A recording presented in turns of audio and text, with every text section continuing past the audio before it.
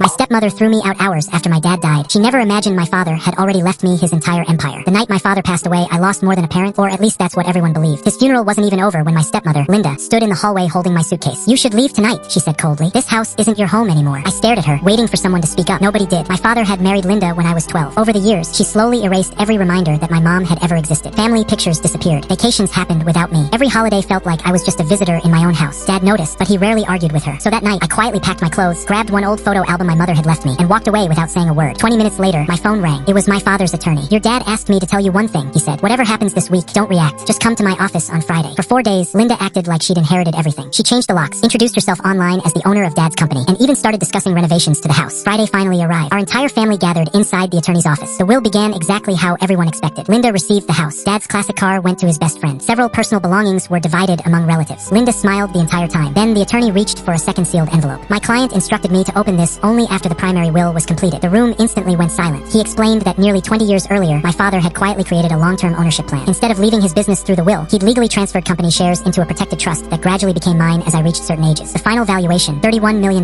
Linda almost jumped out of her chair. "That's impossible." The attorney calmly slid official documents across the table. Every transfer was signed, witnessed, and legally recorded. Then he handed me one final envelope. Inside was Dad's handwritten letter. "If you're reading this, I wasn't brave enough to fix every mistake while I was alive, but I refuse to let your future depend on people who never truly accepted you. This isn't about money. It's about making sure nobody can ever take your place again. Live your life with peace, not revenge. I'm proud of you. Love, Dad." I folded the letter and wiped away a tear. Outside the office, Linda hurried after me. "We're still family," she said nervously. "Maybe we can work something out." I looked at her for a moment. Family? She hadn't used that word when she threw me out with my bags just hours after my father died. I simply answered, "No." Over the following months, lawyers contacted me several times asking if I'd help with the home's mortgage, taxes, and maintenance. I declined every request. Less than a year later, the house was sold because Linda couldn't afford to keep it. The last message she ever sent me read, "I never thought he'd trust you over me." I read it once, then deleted it forever.